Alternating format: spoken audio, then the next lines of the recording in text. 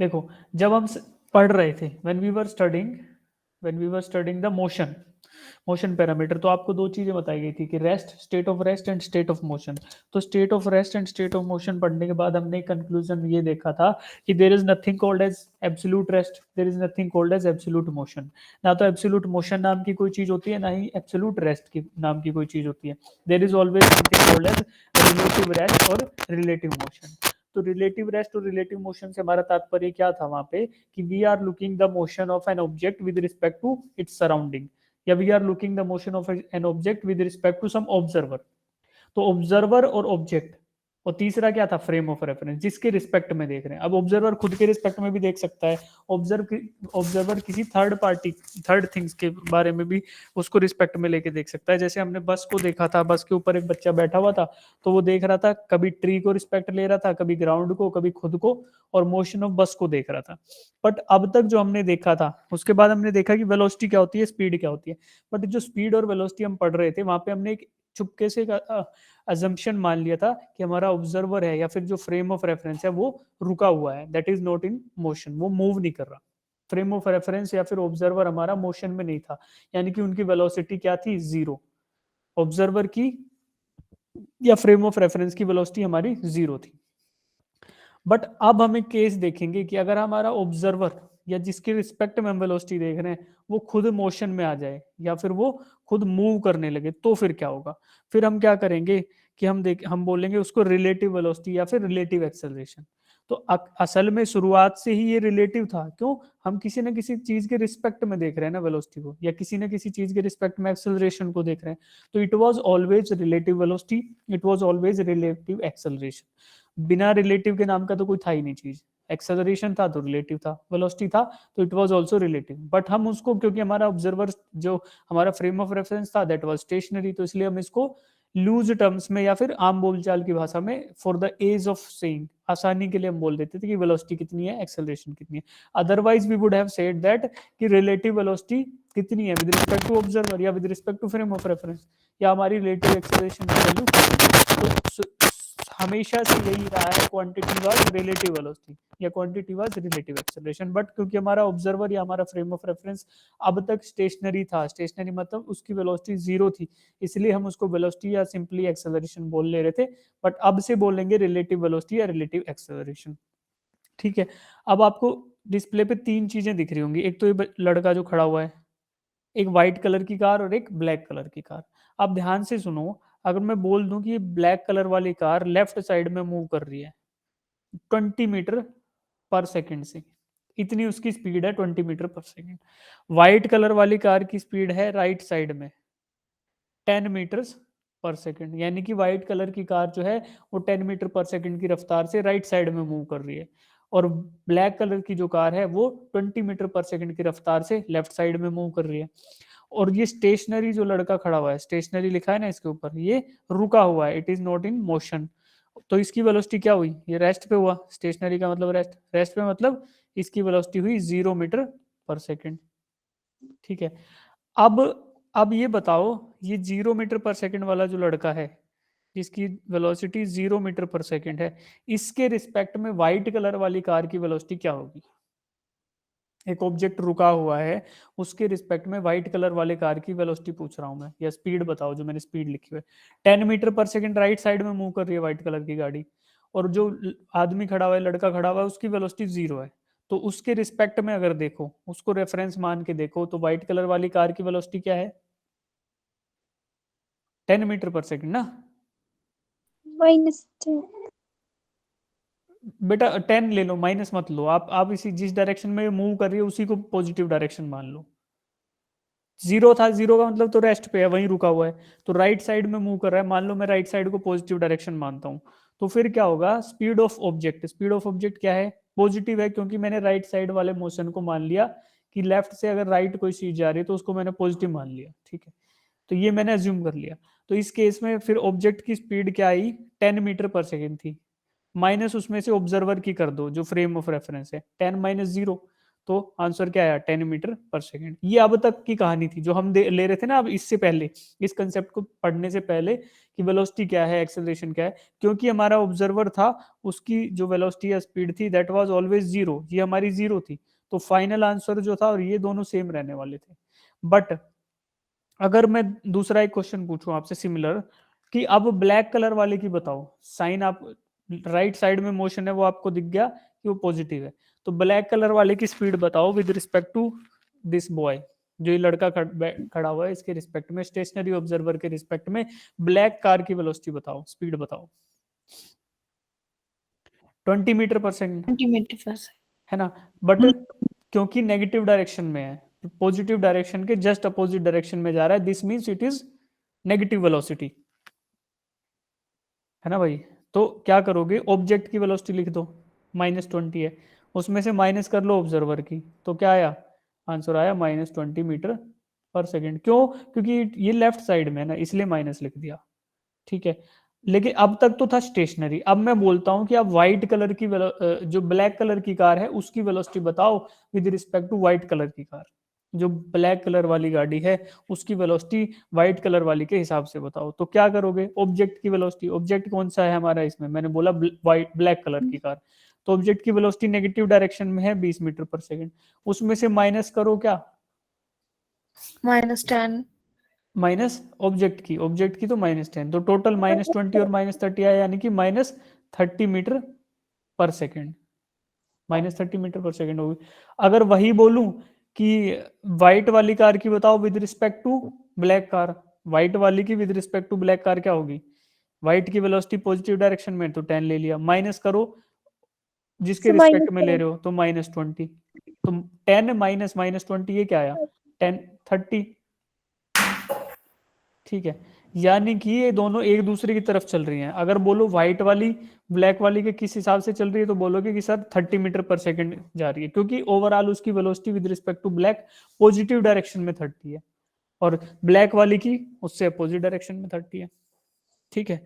तो मतलब इससे दो कंक्लूजन आए, ये सिर्फ समझ लो, ये पॉजिटिव नेगेटिव तो चलता रहेगा डायरेक्शन के हिसाब से, दो कंक्लूजन ये समझ लो कि अगर कोई दो ऑब्जेक्ट एक दूसरे की तरफ मूव कर रहे हैं तो उनकी वेलोसिटीज क्या करोगे, ऐड ऐड करोगे ना भाई, एक एक गाड़ी इधर से जा रही है लेफ्ट साइड से, एक जा रही है राइट साइड से, दोनों एक दूसरे की तरफ अप्रोच कर रही है ना, तो दोनों की वेलोसिटीज ऐड हो जाएंगी ना, या दोनों की यस। वेलोसिटीज जुड़ जाएंगी ना, अगर आप उनकी overall velocity with respect to each other निकालोगे तो दोनों जोड़ दोगे, अगर वो दोनों एक दूसरे से अपोजिट डायरेक्शन में मूव कर रही है तब भी ऐड हो जाएंगी, वेलोसिटी ऑफ सेपरेशन बोलते हैं ना उसको, ये यानी कि एक दूसरे से किस वेलोसिटी से सेपरेट हो रही है, तो इसकी ऐड कर दो, फिर इसकी, दोनों को ऐड कर दो, उतनी वेलोसिटी से वो दोनों एक दूसरे से सेपरेट हो रही है, एक दूसरे की तरफ कितने से आ रही हैं, अगर they are moving in towards each other, तो एक दूसरे की तरफ ओवरऑल कितनी वेलोसिटी से आ रही है, इसकी वेलोसिटी ऐड करो, उसमें ये ऐड कर दो, तो दोनों से आएंगे। मान लो कि एक बस 100 की स्पीड से आ रही है और दूसरी बस 100 की स्पीड से उसके सामने से आ रही है, तो they are approaching with 200 kilometre per hour, 200 की स्पीड से एक दूसरे को अप्रोच कर रहे हैं, क्योंकि 100 से तो ये चल रहा है इसकी तरफ और 100 से ये चल रहा है, तो they are moving towards each other with different velocities, उन दोनों को ऐड कर दो। वही अगर दोनों सेपरेट कर रही है तो भी ऐड कर दो, बट अगर दोनों एक दिशा में मूव कर रही है, they are moving in the same direction, तो फिर वेलोसिटीज आपको सब्ट्रैक्ट करनी पड़ेगी to find out relative velocity या फिर to find out relative acceleration. ये दो बात याद रखो, मूविंग इन सेम डायरेक्शन या अपोजिट डायरेक्शन तो वेलोसिटीज ऐड करो, अगर they are sorry, if the two bodies are moving towards each other or they are moving away from each other तो velocities ऐड करो, if they are moving in the same direction तो velocities subtract करो, ये दो ही बात है, ठीक है। अब जिनको समझ आ गया बढ़िया, नहीं तो इस क्वेश्चन से समझ आ जाएगा, ये वाला क्वेश्चन सब लोग अटेम्प्ट करो एक बार, तो आपको क्लैरिटी आ जाएगी, जिनका हो जाएगा हैंड रेज करोगे, नहीं तो मैं समझाऊंगा एक मिनट बाद।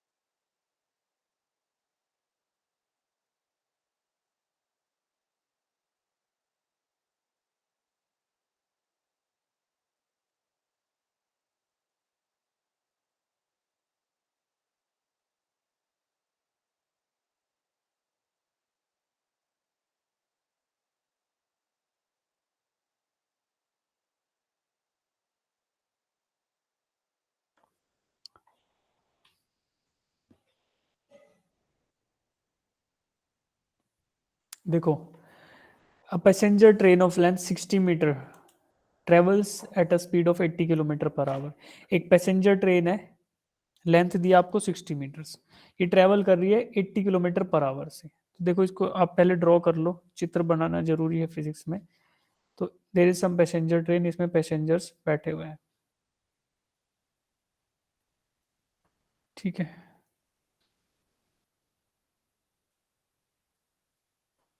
ठीक है, अब देखो, ये है पैसेंजर ट्रेन, इसकी लेंथ है 60 मीटर, क्वेश्चन में दे रखी है।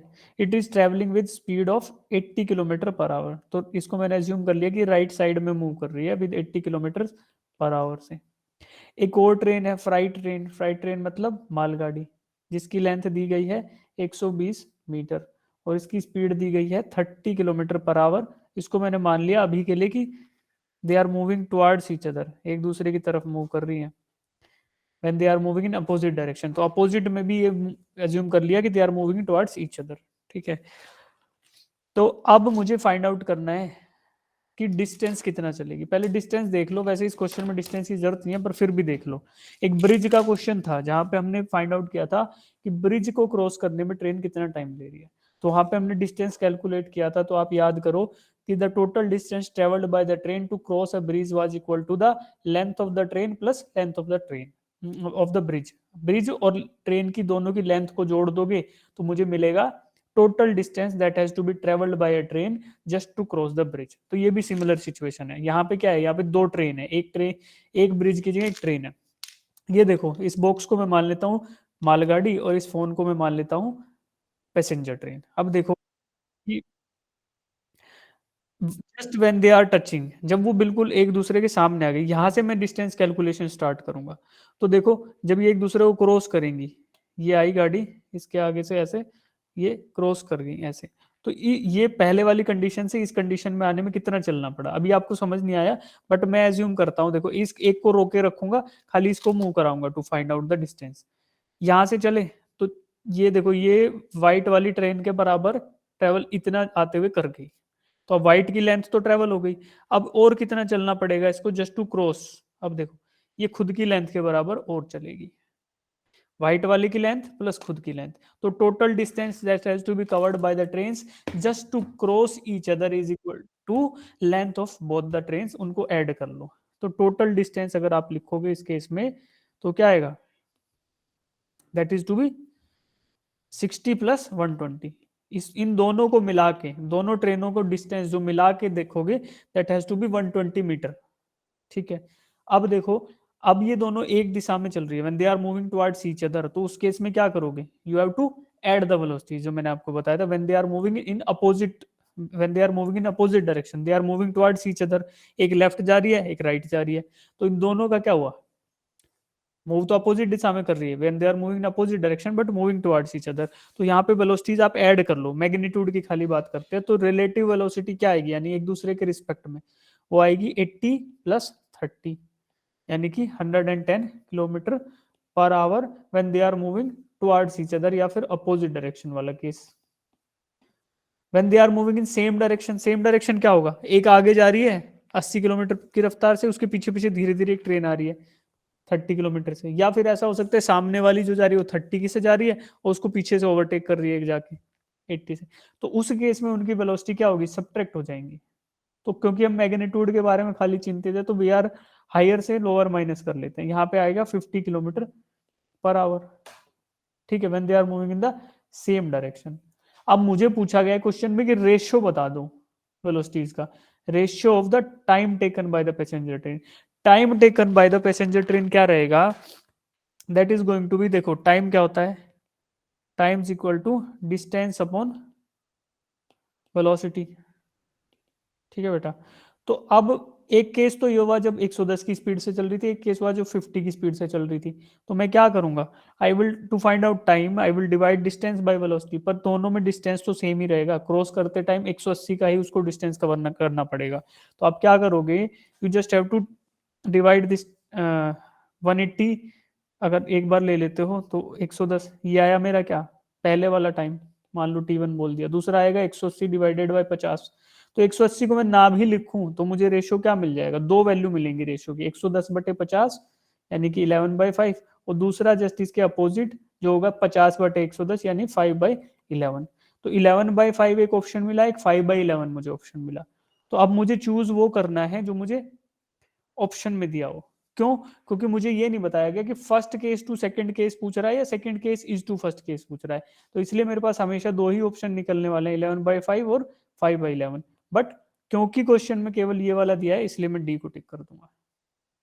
कितने बच्चों का ऑप्शन डी आंसर आया था? यस सर, यही आया था। ठीक है ना। तो जिनका अभी नहीं आया उनको समझ आ गया होगा, इसका पीछे एक्सप्लेनेशन दिया है, बट ये जो अभी मैंने बताया ये इसका आंसर था। ठीक है, अब आगे बढ़े। Yes sir. ठीक है, तो देखो एक और कंसेप्ट बच गया इसमें, डिस्प्लेसमेंट इन nth सेकंड, कि n वाले सेकंड में, nth सेकंड में क्या डिस्प्लेसमेंट रहा। एक ऑब्जेक्ट है, ठीक है, ये एज्यूम करो पॉइंट ए पे था, इसको जाना है कहीं और यहां से चल के, ठीक है। तो अब मैं बोलता हूं कि 4 सेकंड के बाद, 4 सेकंड के बाद ये चल गया था 12 मीटर। जब 4 सेकंड का टाइम पूरा हुआ, जब ये 12 मीटर चला, जब 0 सेकंड था तो इसकी पोजीशन 0 थी, 0 मीटर पे था। जब ये 4 सेकंड चल गया तो 12 मीटर पे पहुंच गया। फिर मैं बोलता हूँ कि 5 सेकंड जब ये चला तो ओवरऑल 15 मीटर पे पहुंच गया। तो जब अगर मैं ये पूछूं कि जब समय चेंज हुआ 4th second to 5th second, जब मेरा टाइम चेंज हुआ from 4 second to 5th second, तो ये कितना चला? 15 - 12, 3 मीटर। यानी कि जब ये 4 सेकंड से 5 सेकंड जब मेरा टाइम चेंज हुआ तो उस ड्यूरेशन में ये 3 मीटर चला, क्योंकि 4 सेकंड पे तो ये 12 मीटर पे था और 5 सेकंड पे ये 15 मीटर पे था। तो अब मुझे ये पता चला ना कि यार जो 5वां सेकंड था, यानी 4 सेकंड के बाद वाला जो सेकंड था, उसमें क्या हुआ, उसमें ये चला है मेरा 3 मीटर। तो इसी को मैं बोलूंगा nth सेकंड में डिस्प्लेसमेंट, यानी कि 5th सेकंड में 4 सेकंड पूरे हुए थे, तो 5वां सेकंड था मोशन का, उसमें कितना चला। तो डिस्प्लेसमेंट इन 5th सेकंड यानी एस फिफ्थ बोलूं तो क्या होगा, 5 सेकंड वाला मोशन जो है 15 पे, और -4 सेकंड पे कितना था 12, तो ये क्या हुआ 3 मीटर। तो एस फिफ्थ हुआ 3 मीटर इस हिसाब से। तो बस यही आप कैलकुलेट करते हो with the help of formula जो हमने सीखा था, S equals to U T plus half A T square. इसको 2 बार लगाओगे, एक बार 4 पे लगा दो, एक बार 5 पे इस केस में। बट अगर मैं जनरल टर्म्स में बोलूँ तो एक बार n सेकंड पे लगा लूंगा, एक बार n-1 पे लगा लूंगा। जैसे यहाँ पे अगर n आपने 5 लिया तो 5th सेकंड आया था जब, तो और n-1 क्या होगा 4th। तो ऐसे ही एक बार आप n पे लगाओगे, एक बार n-1 पे लगाओगे। जो फॉर्मूला है S equal to U T plus half A T square, इसमें टी की जगह एन पुट कर दो तो U N plus half A N square आ जाएगा, और n-1 पुट कर दो तो क्या आएगा you n-1 half A n-1 का स्क्वायर। nth सेकंड में फिफ्थ में निकालना था तो फिफ्थ माइनस फोर्थ किया था, वही किया देखो। nth में निकालना है तो S N minus S N minus one कर दिया।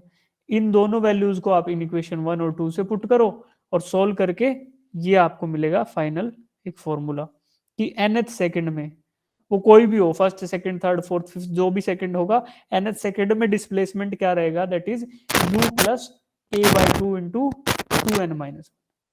तो u क्या है इनिशियल वेलोसिटी, a एक्सेलरेशन है, n क्या है nth सेकंड में, तो u plus A by two into two N minus one, ये मुझे फॉर्मूला मिलने वाला है डिस्प्लेसमेंट इन nth सेकंड का। तो इसको आप, अगर आपको ये फॉर्मूला याद रह जाए तो आप इसको क्वेश्चन कर लोगे, अगर ये याद नहीं रहता तो बेसिक फॉर्मूला तो याद है ही, ऐसे plus half A T square, इसको 2 बार लगा दो, एक बार nth सेकंड में, एक बार n-1 वाले में, दोनों को सब्ट्रैक्ट कर दो वैल्यूज को, आपका आंसर आ जाएगा। ठीक है, तो अब मैं फॉर्मूला लिखता हूं आपको, S nth is equal to you plus A by two into two N minus one. ये फॉर्मूला आपको दिख गया। इस फॉर्मूला को आप यूज करके ये क्वेश्चन सोल्व करो, नहीं होगा तो मैं कराऊंगा।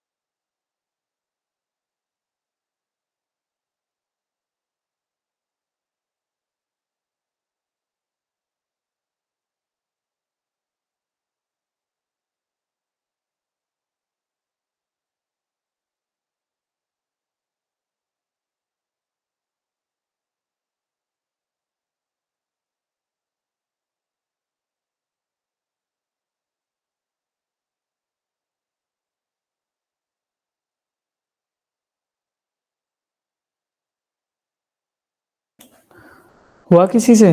देखो भाई क्या दिया है, displacement of a body in fourth second, fourth second में दिया हुआ है, that is twice of second, यानी देखो ये दिया है S fourth is equal to 2 times of S second. ये तो एक बार एस फोर्थ निकाल लो, एक बार एस सेकंड निकाल लो, फॉर्मूला ये है। उसके बाद ये रिलेशनशिप यूज करो, उसमें कुछ दो चीजें बच जाएंगी, एक्सेलरेशन बच जाएगा और यू बच जाएगा, ए इज अननोन बचेगा और यू अननोन बचेगा। तो आप क्या करोगे, इनिशियल वेलोसिटी तो आपको निकालना है, यानी कि you have to find U, तो यू आपको निकालना है। एक्सेलरेशन की वैल्यू क्वेश्चन में दे दी गई है कितनी, 3 metre per second square, finally you निकल जाएगा, निकालो। S fourth is equal to 2 times of S second, S fourth क्या होगा यहाँ से देखो, एस फोर्थ क्या होगा, फोर्थ सेकंड में displacement, that is U plus A by two into 4 into 2 - 1, यानी कि u plus A by two into 7। ठीक है, एक तो इक्वेशन ये आ गई, और दूसरा ऐसे ही एस सेकंड निकल जाएगा। फिर ए और यू अननोन बचेंगे, ए की वैल्यू पुट कर दो, यू की वैल्यू मिल जाएगी। करो सब लोग एक बार, आधे मिनट का समय और दे रहा हूँ, 1 मिनट का ले लो चाहे, तो 1 मिनट बाद समझाऊंगा पूरा। जिनका आंसर आ गया वो चैट बॉक्स में आंसर डाल सकते हो, यू की वैल्यू।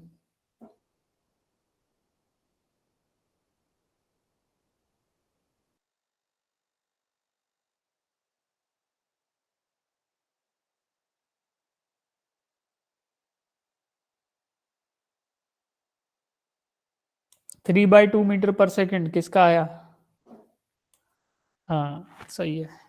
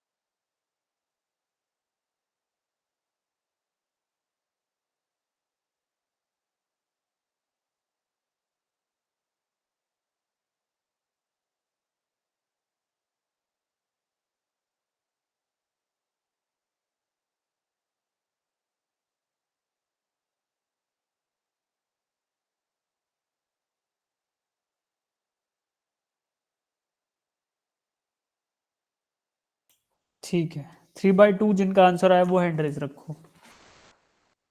शाबाश। देखो भाई, एस फोर्थ तो निकाल ही लिया हमने, एस फोर्थ क्या आ गया, यू प्लस 7/2 ए। ठीक है, ऐसे ही सेकंड, दूसरे वाले सेकंड में, एस सेकंड में क्या निकलेगा value, you plus a/2 into, अब n की वैल्यू 2 है तो 2 2 4 - 1, तो ये क्या है, u प्लस 3a/2। ठीक है, ये आया यहाँ से। अब मुझे दिया गया है कि s fourth is 2 times of this, तो एस फोर्थ क्या है, u plus 7/2 a is equal to 2 times of u plus 3/2 a। ठीक, अब क्या करोगे, इसको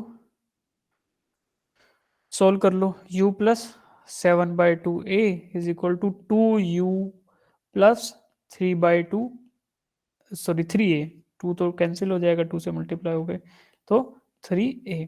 अब a की वैल्यू क्वेश्चन में दी गई है, 3 metre per second square, put कर दो भाई इसमें, तो 2u, और लेफ्ट साइड राइट साइड में u को ले जाओगे तो राइट में खाली बचेगा u, और लेफ्ट में आपका आ गया 7/2 -3 और a।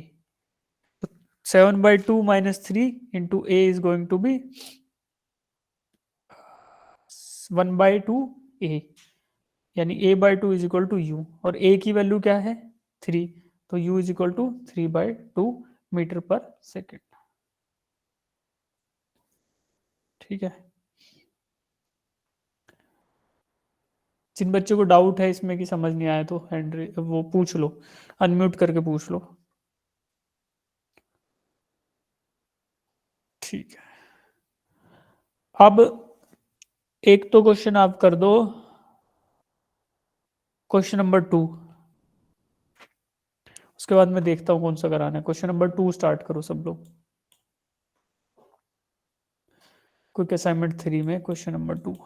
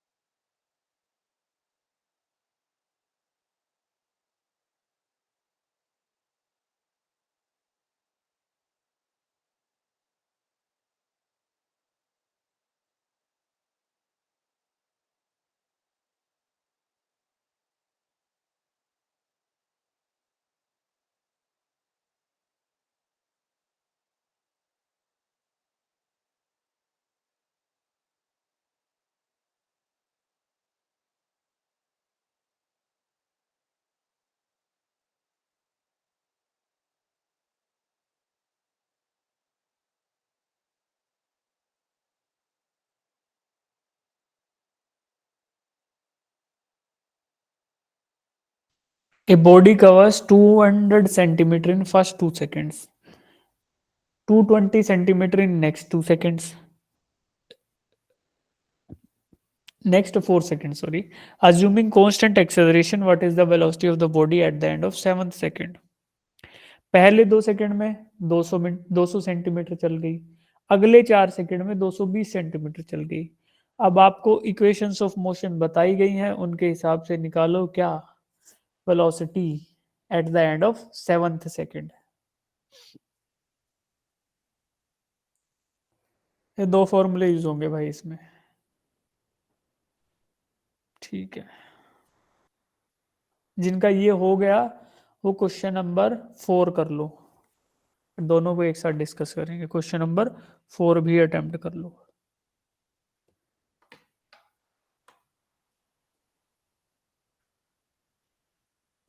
हाँ सही लग रहा है आंसर तो आप बच्चों का सबका लग रहा है, बट अभी 4 करो फिर एक साथ डिस्कस कर लेंगे दोनों। ज़्यादा टाइम नहीं गवाएंगे इस पे, कुछ और कवर कर लेंगे आज।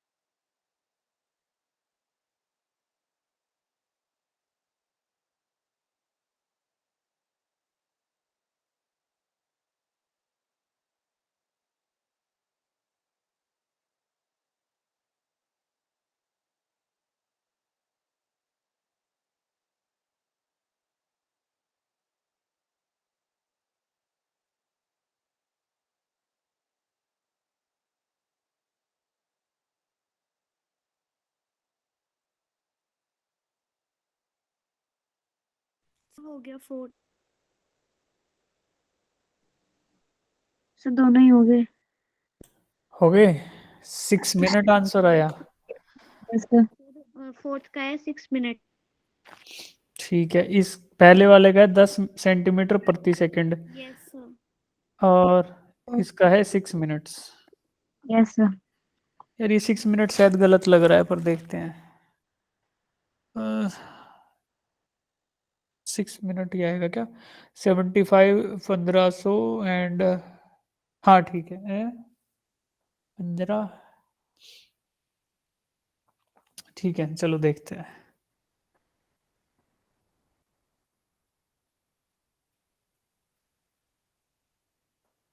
ठीक है बेटा, सही है, 6 मिनट आंसर सही है।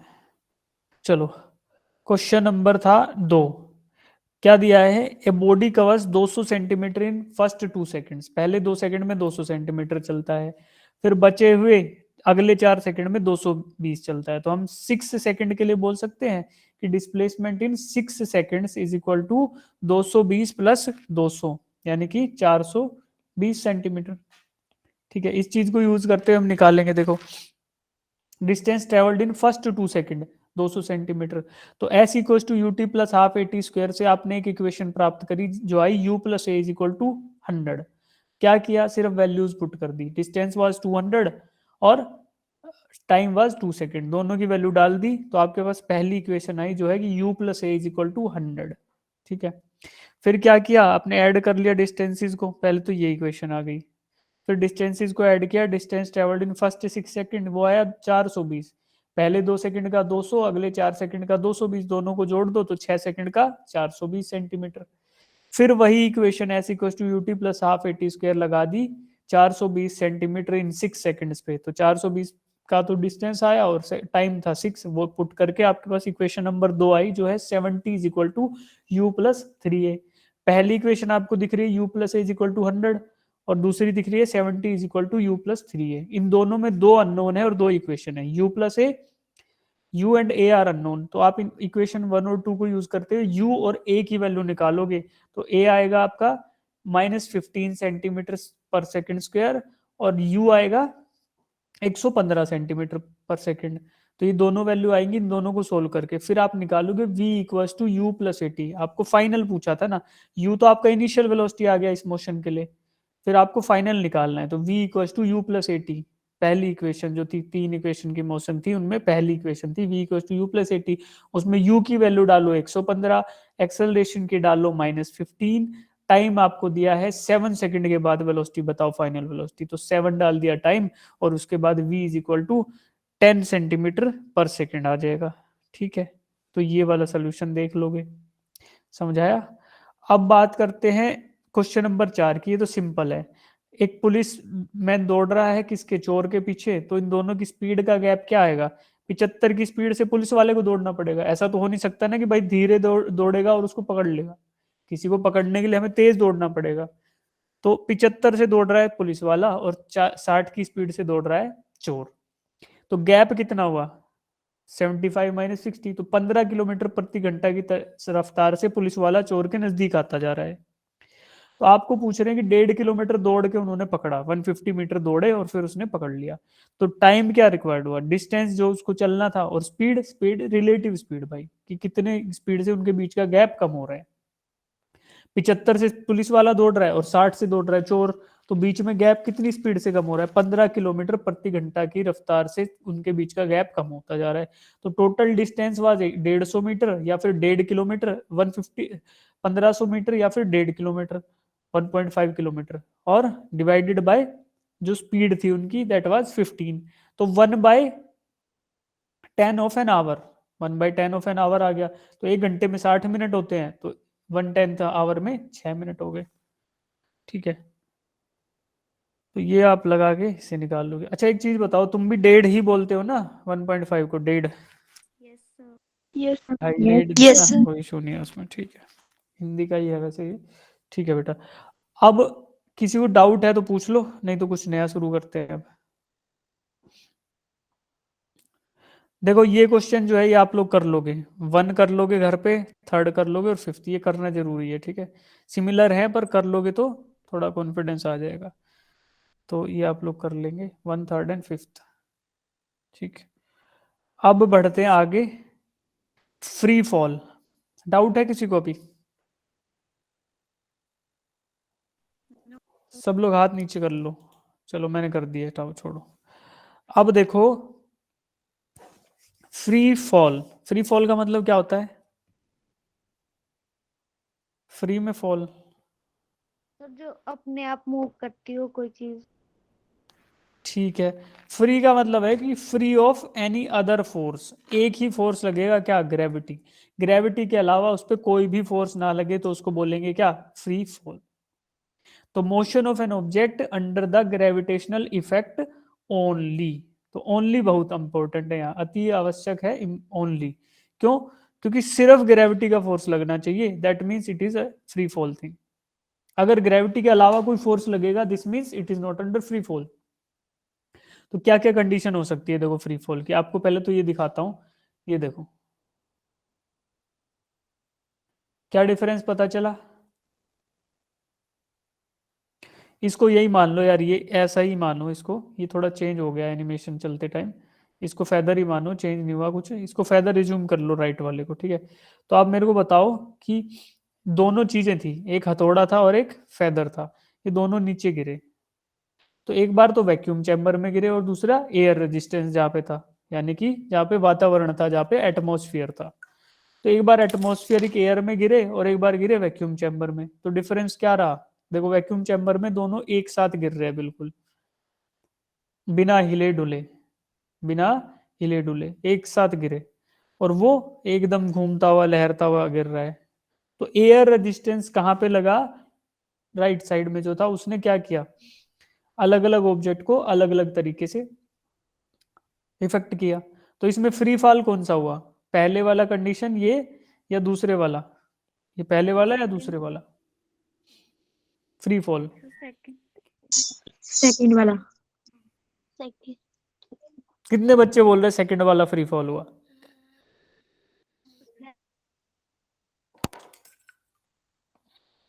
ओके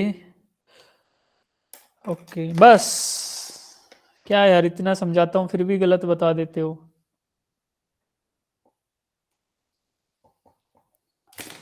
मतलब कि इतना समझाने के बाद भी इतने कम बच्चे रिप्लाई कर रहे हो, जिनको फ्री फॉल सेकंड लग रहा है वो हैंड रेज करो। कैसे नहीं लग सकता यार किसी को फ्री फॉल सेकंड, सेकंड जिसको लग रहा है वो हैंड रेज करो,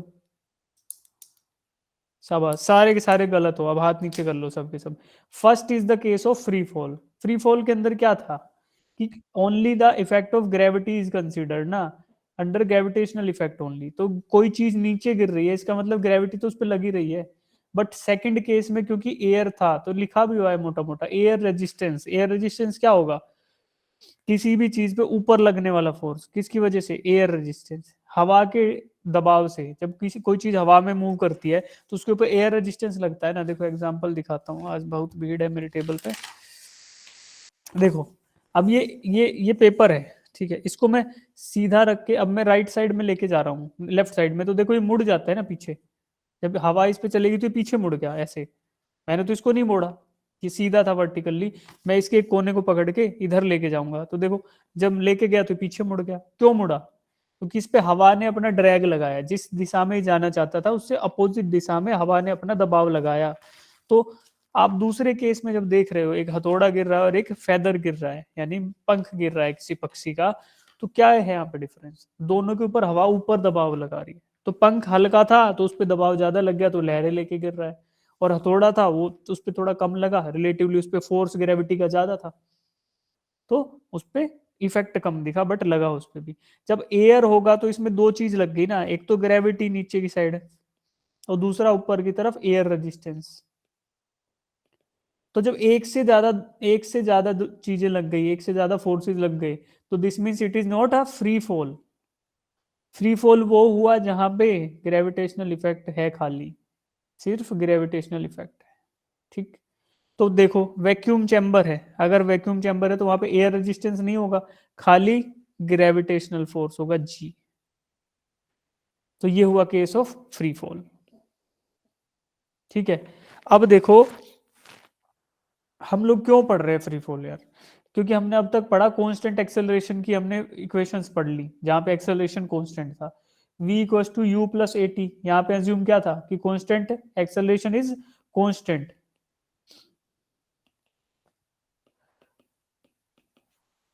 इन तीनों के तीनों इक्वेशन में acceleration was assume to be a constant thing, ठीक है। अब देखो आपको ये पता होना चाहिए कि फ्री फॉल में सिर्फ एक ही फोर्स लग रहा है जिसको ग्रेविटेशनल फोर्स बोलते हैं। तो ये इसलिए बोला गया है ग्रेविटेशनल फ्री फॉल की कंडीशन, क्योंकि हम ताकि इन इक्वेशंस को यूज कर सके। यहाँ पे खाली एक एक्सेलरेशन है, एक्सेलरेशन में मतलब क्या है, acceleration was the thing that was produced by external unbalanced force. जब हम मैकेनिक्स की डेफिनेशन पढ़ रहे थे, जब रिजिड बॉडी पे हम अनबैलेंस्ड एक्सटर्नल फोर्स लगा रहे थे, तो हम कह रहे थे ना कि या तो वेलोसिटी में चेंज ला सके कोई चीज, या फिर उसकी स्टेट ऑफ इनर्शिया को चेंज कर सके। Either it was in motion तो मोशन वाले को रेस्ट पे ले आया, अगर रेस्ट पे है तो उसको मोशन में ले गया। तो स्टेट ऑफ इनर्शिया को अगर चेंज कर सके तो that was external unbalanced force. तो यहाँ पे क्या है, gravitational force is the only unbalanced force, किस कंडीशन में, फ्री फॉल में। तो जब हमने यहाँ पे एज्यूम किया कि एक्सेलरेशन की एक ही वैल्यू है और वो कांस्टेंट है, तो दिस मींस यहाँ पे हम फोर्स की वैल्यू यूज कर सकते हैं ना। यहाँ पे एक इक्वेशन यूज सॉरी, यहाँ पे एक ही वैल्यू फोर्स की रहेगी तो एक ही एक्सेलरेशन रहेगा। तो यानी हम इन तीनों इक्वेशंस को रीयूज करना चाह रहे हैं, इसलिए हमने फ्री फॉल को देखा, ठीक है। अगर एयर रेजिस्टेंस होगा तो फिर हमें उस हिसाब से इसको मॉडिफाई करना पड़ेगा, लेकिन हम सिंपली इनको यूज करना चाह रहे हैं तो फ्री फॉल की कंडीशन रखो याद, और इसका मतलब हुआ कि ग्रेविटेशनल इफेक्ट ओनली, यही चीज हम स्टडी कर रहे हैं, ठीक है। अब आगे बढ़ते हैं यहाँ पे, motion under gravity. Free fall समझ आया कि ग्रेविटी के खाली इफेक्ट में अगर मोशन हो रहा है तो उसी को मोशन अंडर ग्रेविटी बोलेंगे, और उसी का टाइप है मोशन अंडर ग्रेविटी, ठीक है। पोजीशन, वेलोसिटी और एक्सेलरेशन, इन तीनों के साइन कन्वेंशन और ये तीन इक्वेशन। पहला इक्वेशन हमारा था v equal to you plus a t, क्योंकि यहाँ पे acceleration is equal to g है तो हमने क्या किया, v equal to you plus g t. Displacement था s, लेकिन हाइट जब फ्री फॉल होगा तो केवल हाइट में चेंज आएगा, तो हमने उसको बोल दिया s की जगह h रख दिया। तो h equal to U T plus half G T square, और V square equal to U square plus two S था, तो V square plus is equal to U square plus two G H आ गया, s की जगह h आ गया। ये तीन इक्वेशन चेंज हो गई ग्रेविटी में ऐसे। अब साइन कन्वेंशन कैसे लोगे भाई, साइन कन्वेंशन है कि जिस दिशा में आप कोई भी एक डायरेक्शन मान रहे हो, मान लो पोजीशन जिस दिशा में चेंज हो रहा है, आपने कोई भी डायरेक्शन पॉजिटिव मान ली, ठीक है। जिस डायरेक्शन में आपने पॉजिटिव माना है डिस्प्लेसमेंट को या पोजीशन को, उसी डायरेक्शन में वेलोसिटी पॉजिटिव रहेगी, ठीक है। और एक्सेलरेशन एक्सेलरेशन भी उसी दिशा में पॉजिटिव रहेगा। ठीक है, जिस डायरेक्शन में आप पोजीशन को पॉजिटिव मानते हो उसी दिशा में वेलोसिटी पॉजिटिव रहेगी और उसी डायरेक्शन में एक्सेलरेशन पॉजिटिव रहेगा। ठीक है, तो ये हमारा साइन कन्वेंशन यूज होगा। तीन इक्वेशन ये है, इनका साइन कन्वेंशन आपको नजर आ रहा है। फ्री फॉल का मतलब मोशन अंडर ग्रेविटी ओनली। तो अब इस बेसिस पे आप लोग ये क्वेश्चन अटेम्प्ट कर लो, ये वाला क्वेश्चन खाली अटेम्प्ट कर लो। कुछ बच्चे छोड़ के चले गए, इनको कल मैं आते ही क्वेश्चन कराऊंगा। तो अभी ये क्वेश्चन अटेम्प्ट कर लो, ठीक है, इसको सोल्व मैं कल कराऊंगा। एक बार 3-4 मिनट अटेम्प्ट कर लो, किसी का क्वेश्चन का आंसर आ जाता है तो वेल एंड गुड, नहीं तो सोल्व करेंगे इसको कल।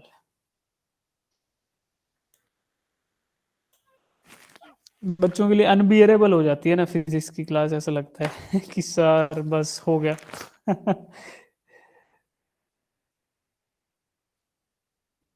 फिजिक्स की क्लास में ज्यादा मजा आता है। नहीं वो तो ठीक है, लेकिन कुछ कुछ बच्चों को नहीं आता, कुछ बच्चों को तो बहुत आता है, लेकिन मेजोरिटी ऑफ द स्टूडेंट के साथ ऐसा होता है कि सर बस अब छोड़ दो। 3-4 क्वेश्चन आज एक्स्ट्रा करा लिए तो बेचारे सरेंडर हो गए। हम लोग अभी आज से 3-4 मिनट पहले तक वी वर 28, अभी 22 है, तो 6 बच्चे ड्रॉप कर गए। तो ये मैं मान सकता हूँ कि इंटेंशनली कुछ बच्चों ने ड्रॉप किया होगा, नेटवर्क की वजह से 1-2 हो सकते हैं, बट वो 4-5 बच्चे जो सरेंडर हुए हैं वो इसीलिए हो गए कि क्वेश्चन ज्यादा करा लिए शायद आज उनसे, उनकी बेचारों की कैपेसिटी नहीं थी इतनी, तो वो ढेर हो गए।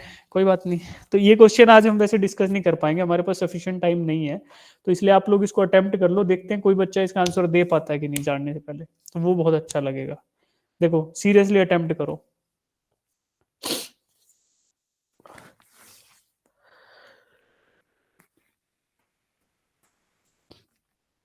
58 तक देखते हैं कोई कर लेता है, एक भी अगर आ जाए, टाइम ऑफ फ्लाइट आ गया या फिर मैक्सिमम हाइट आ जाए, कुछ भी एक आ जाए तो हैंड रेज करना।